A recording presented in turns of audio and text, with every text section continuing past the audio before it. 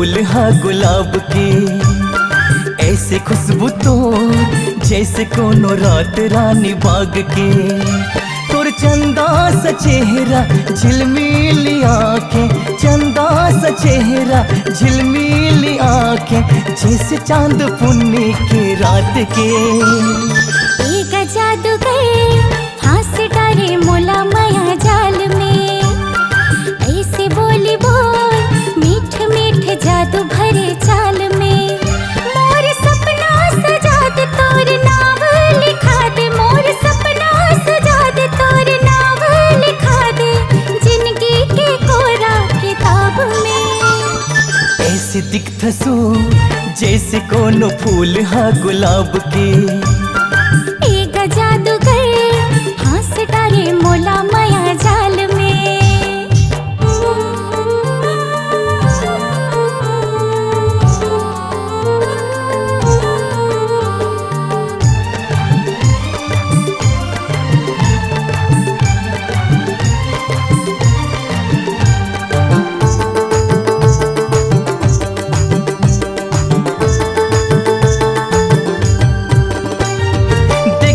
थो टुकुर टुकुर जी भर के तोला, तब भोले जिया नहीं जुड़ाए।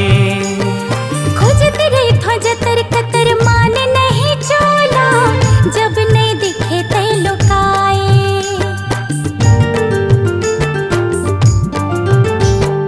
देखत रही थो टुकुर टुकुर जी भर के तोला, तब भोले जिया नहीं जुड़ाए। खोजते रहे थो जतर कतर मान नहीं चोला, जब नहीं दिखे ते लुकाए। तोर चंदा सा चेहरा झिलमिली आँखें, चंदा सा चेहरा झिलमिली आँखें, जादू समाए तोर बात में। एक जादूगर फांस डाले मोला माया जाल में।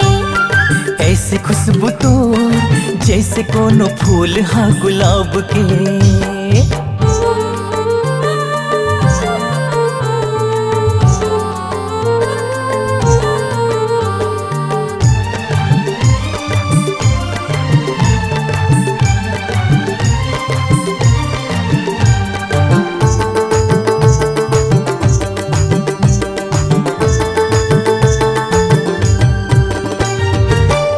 जिनिस साचा माँ तोला वो बनाए हैं, अंग अंग जादू है भराए। बोले तोर मधुरस कस दिल के ते हरा जा, तन मन तोर सुध लगा है।